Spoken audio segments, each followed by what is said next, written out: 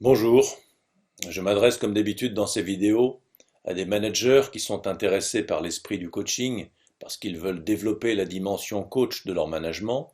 Je m'adresse évidemment aussi à des coachs internes, des coachs externes, des coachs d'équipe, des coachs individuels, des futurs coachs qui sont en formation en ce moment chez nous ou ailleurs et qui apprécient de réfléchir à leurs pratiques professionnelles pour les perfectionner. Aujourd'hui, en 5 minutes, je vais vous expliquer pourquoi, en tant que coach, vous ne devez pas écouter le problème du client, vous ne devez pas chercher à comprendre le contexte du problème du client. Je suis bien conscient que cette phrase peut en surprendre quelques-uns, elle est paradoxale, elle est provocatrice même. Pourquoi est-elle paradoxale? Parce que dès lors qu'on travaille dans les métiers d'accompagnement, dans les métiers de l'humain, on apprend que l'humain c'est important, que l'humain il a des émotions, que ces émotions il faut les prendre en compte, il faut les écouter, il faut accompagner avec ce qu'on appelle de l'empathie, c'est-à-dire la capacité à ressentir ce que ressent l'autre. Bien, je ne remets pas en question ces vérités, effectivement l'humain c'est vibrant et si vous voulez accompagner quelqu'un qui vibre, il faut vibrer vous aussi. Ça, c'est très clair. Néanmoins, l'écoute spécifique à l'esprit du coaching, la posture d'écoute spécifique au coaching, est une écoute où on n'écoute pas le problème, mais on écoute autre chose. Or, l'émotion du client, elle est provoquée par le problème. Le problème crée une contrariété ou crée une souffrance. Cette souffrance ou cette contrariété suscite des émotions dans le corps du client ou dans sa psyché, et ces émotions sont donc des manifestations du problème, elles appartiennent au problème et souvent elles amplifient le problème. Plus vous écoutez le problème, plus vous vous enfoncez dans le problème. Le problème, c'est comme un sable mouvant ou c'est comme une toile d'araignée. Plus la mouche s'agite dans la toile d'araignée, plus elle s'entortille dans les fils et plus elle s'emprisonne.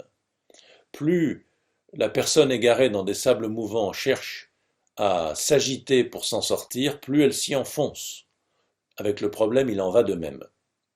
Or, le problème, figurez-vous que le client le connaît très bien, beaucoup mieux que vous.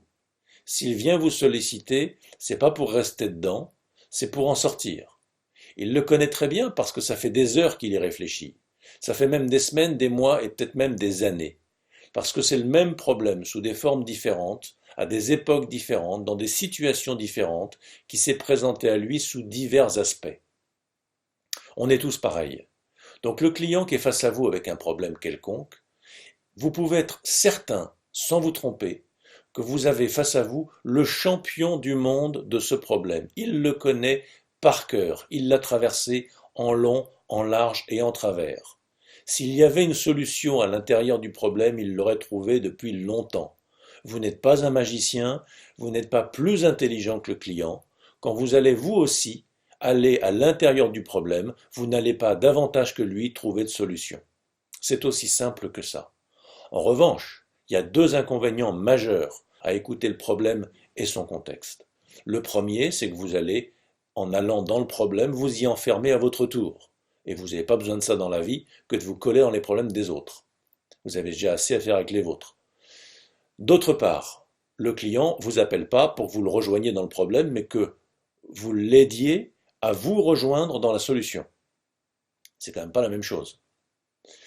Et enfin, plus le client retrace une fois de plus et sempiternellement les mêmes raisonnements à propos des solutions qui ne marchent pas, à propos des contraintes qui le gênent, plus il creuse un sillon dont il aura du mal à se sortir. Donc ne laissez pas votre client vous raconter le contexte, vous dire de quoi il souffre, parce que plus il fera ça, plus vous aurez de mal à l'en sortir ensuite, un peu comme un fauve qui sera enfermé dans une cage et qui tourne toujours autour de la cage, au point que, à l'endroit où il passe, tout au long du grillage, vous voyez la trace et des fois même une usure, comme un sillon qui est tracé, et plus le sillon est tracé, plus c'est difficile d'en sortir évidemment. Alors c'est une métaphore, on parle plutôt d'un sillon dans le cerveau, des circuits de neurones qui sont pré-tracés et qui sont renforcés à chaque fois qu'on parcourt cette même trajectoire logique et mentale. Voilà. Alors, que faut-il faire si vous n'écoutez pas le problème, son contexte et les émotions sous-jacentes? Eh bien, vous allez écouter non pas le contenu, vous allez écouter le processus énergétique, le processus émotionnel et non pas le contenu de l'émotion. Le contenu du discours, le contenu de l'émotion, vous n'avez pas besoin de l'écouter, vous allez l'entendre, vous êtes suffisamment affûté pour ça.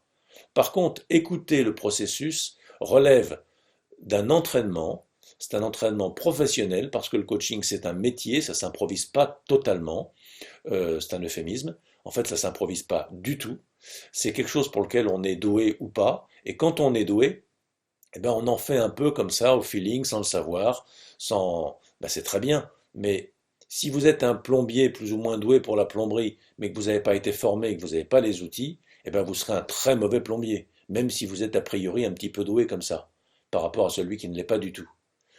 Pour devenir un coach expert, pour devenir un manager chevronné et compétent, il faut s'entraîner, il faut apprendre, il faut y voir clair sur ce qu'est le métier, et en l'occurrence, voilà ce que je voulais vous dire aujourd'hui, il ne faut pas écouter le problème, il ne faut pas écouter le contexte, et ceci est très difficile. À la place de cette écoute, il faut avoir une orientation de votre attention sur d'autres points. C'est ce qu'on enseigne dans les formations. Il faut écouter le non-verbal, bien sûr.